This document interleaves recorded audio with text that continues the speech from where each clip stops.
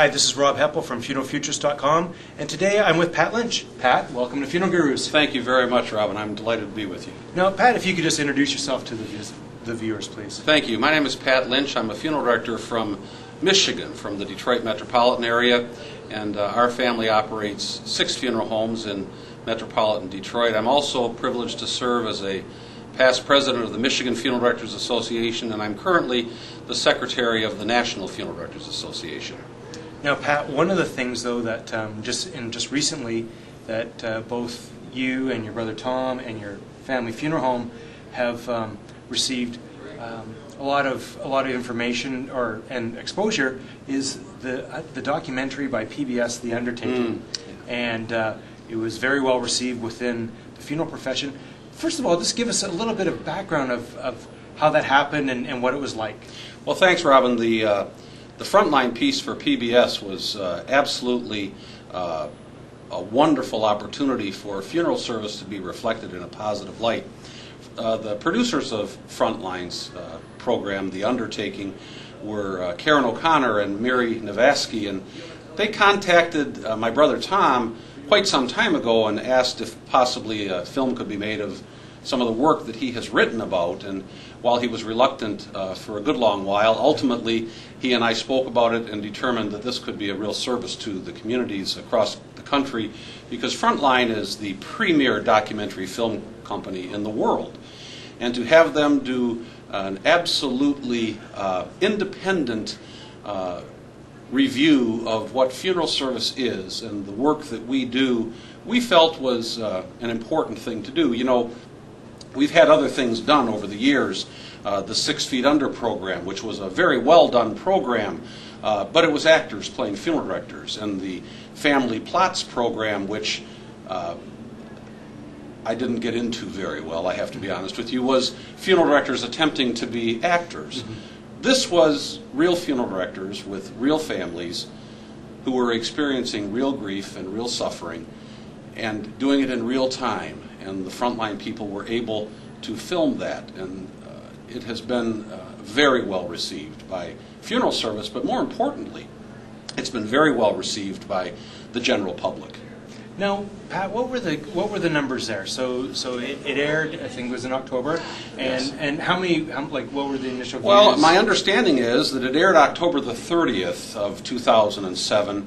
My understanding is that they anticipated perhaps as many as 6 million people would have seen that film that evening. Over the course of the ensuing months and over the course of the year, they anticipate as many as 30 million people view their website where that documentary film is able to be accessed. So potentially millions and millions of people over the course of a year will be exposed to the Frontline film, The Undertaking.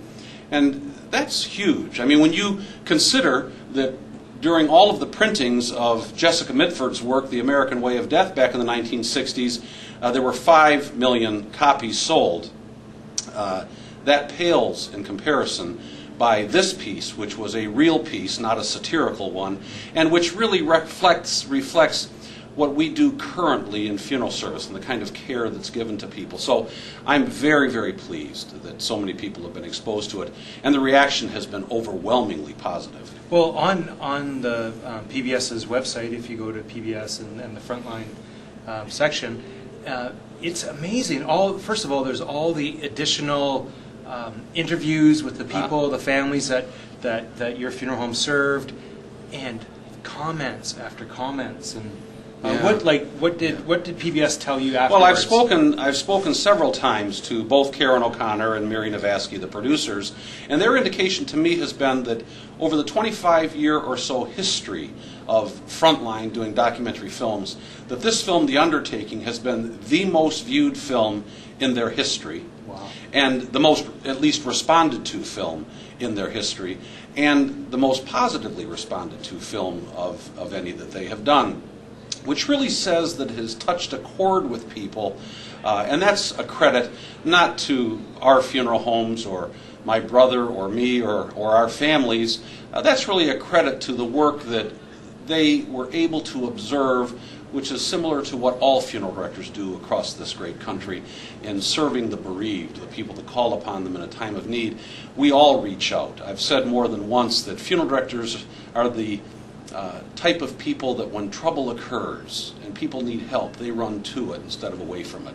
And that's a great credit to our profession. Mm-hmm. Now, the other thing that you had mentioned earlier is what the NFDA has done with the documentary and almost as a community outreach. Yeah. So can you explain that? I sure can, Robin. NFDA, when they recognized just how powerful and provocative and honest this film is, determined that we could use this as a tool to assist in reflecting a positive image about funeral directors and the work that we do.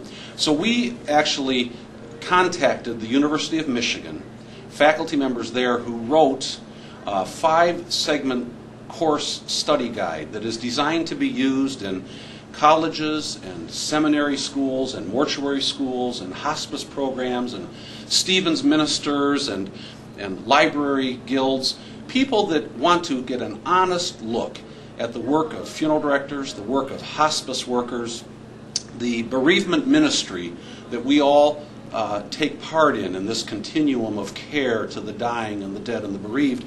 NFDA recognized that. So we contracted with the University of Michigan to write, an absolutely independent study guide that we hadn't any input into, but were able to utilize to make this film and the book, The Undertaking, written by my brother Tom, along with the study guide available across the country.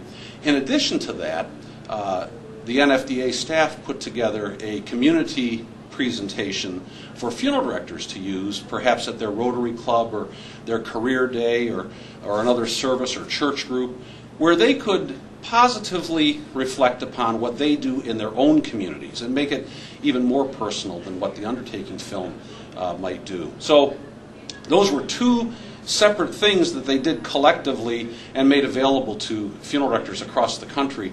It's been very, very well received. If anybody wanted to order one of those, they can contact the National Funeral Directors Association. You know, our 800 number is 228-6332. 800-228-6332. It's in my mind. I call a lot. So in any case, it's a marvelous tool to be used by funeral directors for the communities that they serve, and it's a marvelous tool to be used in other applications, as I said, seminaries, and it's been sent to every mortuary school, and they're using it to the advantage of their students, who will look at this as a training guide as to how funeral service can be practiced, and we're real proud of that. Well, Pat, that is great. You are a funeral guru. Oh, thank you. Thank you very much for sharing. Thank you, Robin. All the work that you did and your family, but also, I guess more importantly, thanks to the families that you served for allowing us a look into their lives at the most difficult time of their life. Yeah. And I think our entire profession will be indebted to them. There's no question about it. It's a great legacy for them, but they were the heroes in all of this. Absolutely. All the best, Robin. Thanks a lot, Pat. Thank you. Okay. God bless. Bye now.